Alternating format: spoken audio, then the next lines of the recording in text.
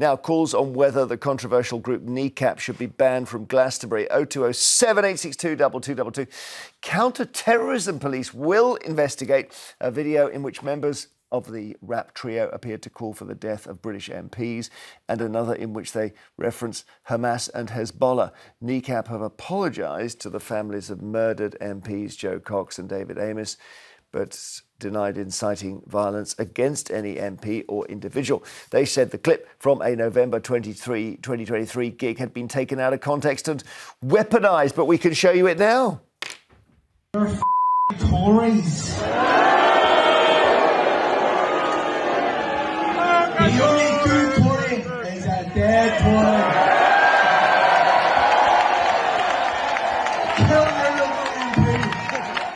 Kill Tory MPs. The only good Tory is a dead Tory.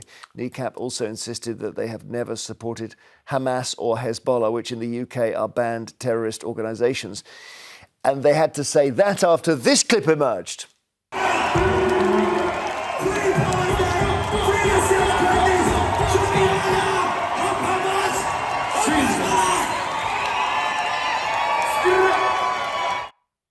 Yeah, I mean, they say up Hamas, up Hezbollah.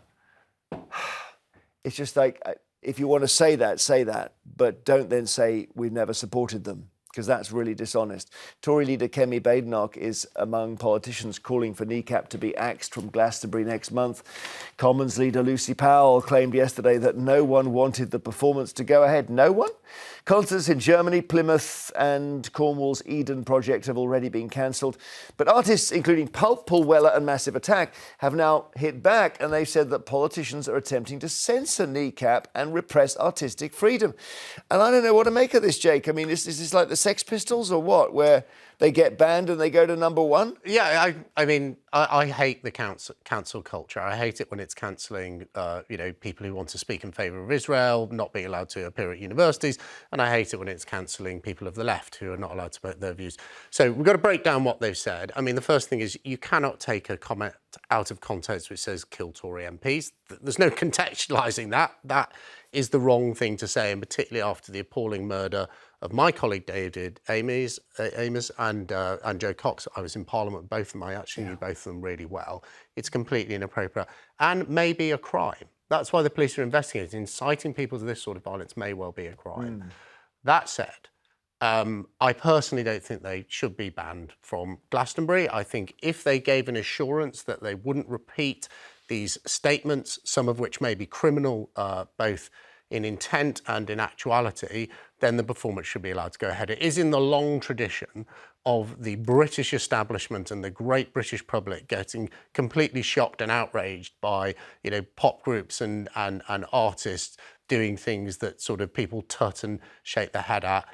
I think it's part of our culture that we'll do occasionally get shocked and outraged by these things. And I think we start cancelling. What do you think? You disagree or not? I've got a slightly sort of different view. I think I normally would be in agreement with you, but I just think, you've mentioned Jo Cox and David Amess. There was a horrible kidnap plot that got foiled, which was going to be to kill and murder another MP, Rosie Cooper.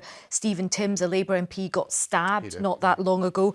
Mike Freer, a Conservative MP, ended up stepping down as an MP because he had so many, death threats. There are so many MPs that live under the cloud of death threats. Jess Phillips told me a story about how her young sons had to get training about what to do if they were out with their mum and she got attacked.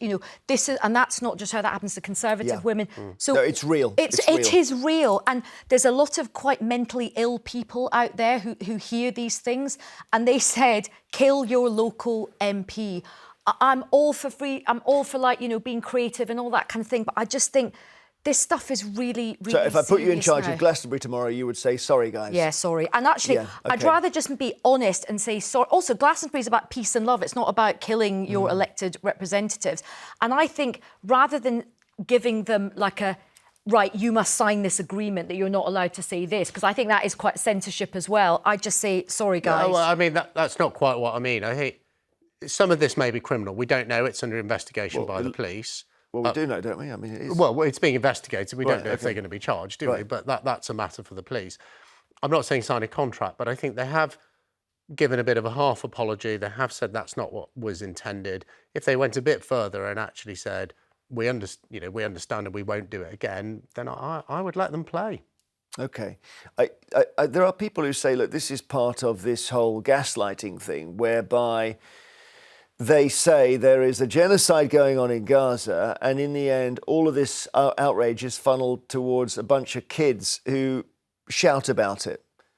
So I just put that out there, because that's part of the narrative here as well. But these kids are also, influential, and they've got a big platform. Look, if we were having a conversation about a group that was going, go on and rape women, we'd all be like, oh my God, that's a really, really terrible thing. We shouldn't be supporting that. They've said, it's a very good point. Kill your local MP. No, and local MPs have been getting killed and get death threats all the time. Yeah, I mean, but of course, we ban the wrong things all the time. We banned the Sex Pistols song because it had the words, God save the Queen and her fascist regime.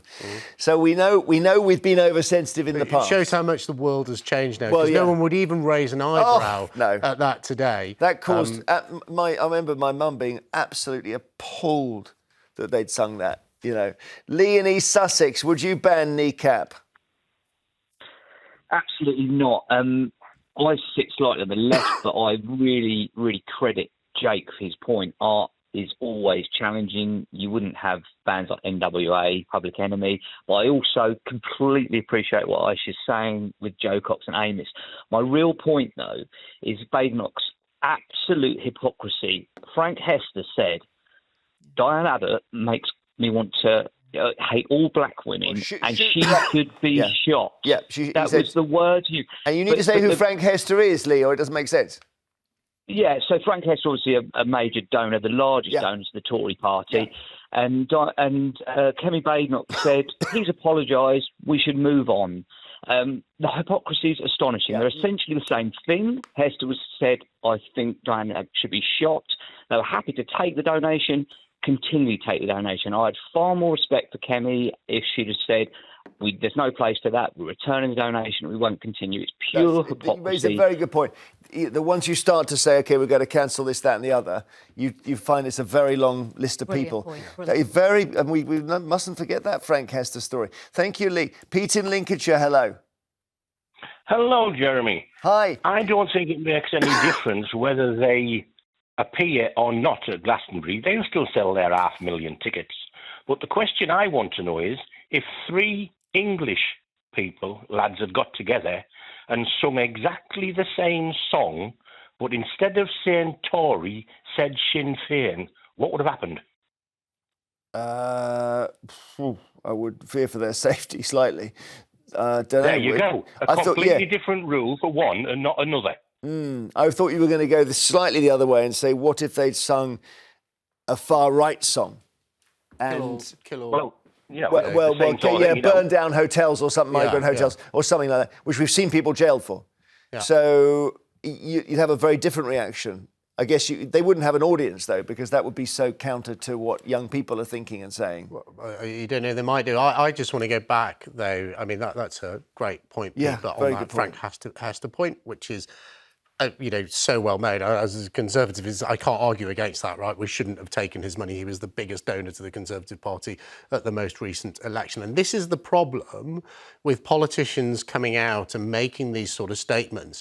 Once they create a hierarchy of wrong, people then play back to them things that they or their party have done, and they look very, very foolish. And this is why I don't like the council culture more generally, because I think, often who are politicians to say whether there's where in the hierarchy of wrong these sort of completely unacceptable things sit. So I just think, bit of hypocrisy there called out on Kemi. That won't sit comfortably with the Conservatives. All right. Do you think they will be banned, Pete, or not?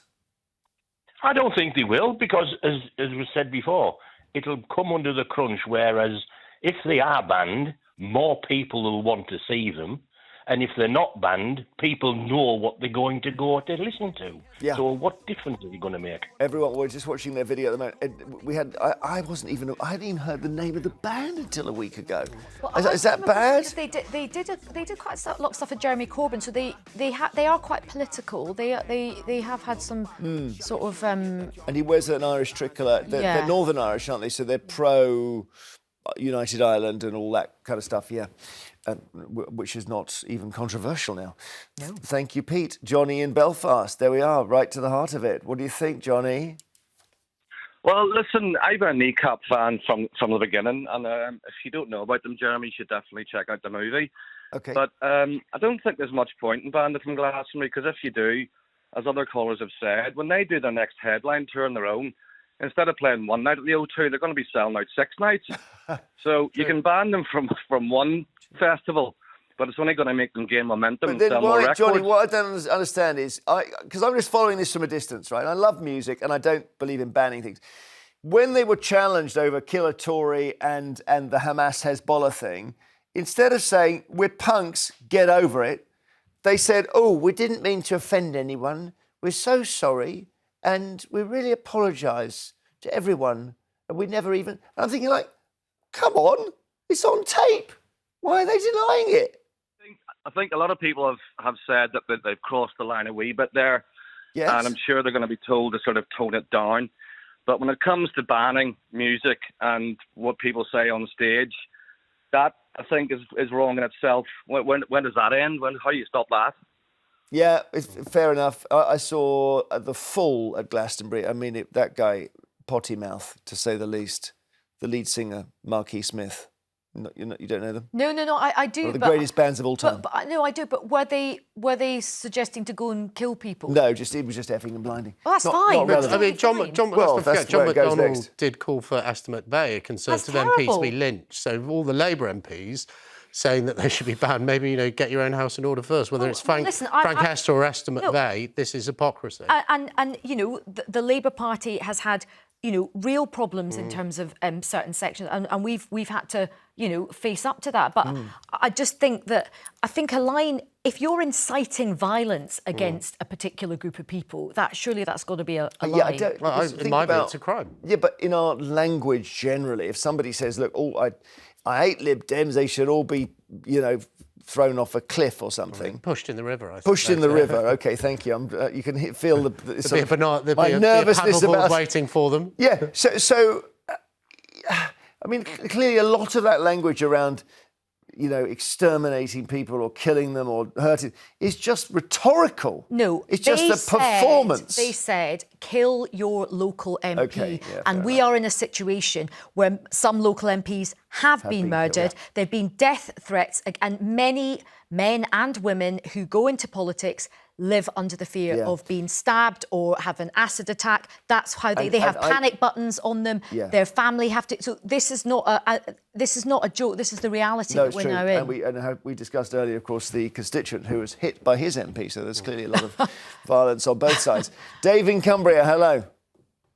Yeah, good morning all. Yeah, I'm just ringing to say, Jeremy, being a 70s teenager, I remember seeing the Sex Pistols, which to me is still one of the greatest bands that's ever been. Did you see them at the famous, what was it, the hall in Manchester where they played? Were you there? No, I see them at the 100 Club back in the 70s. You lucky man. I'll tell you, I used to hang around King's Road, up and down Chelsea, in Chelsea. Yeah. And I used to go to Vivian Westwood's sex shop. That's it. It was called Sex, yeah.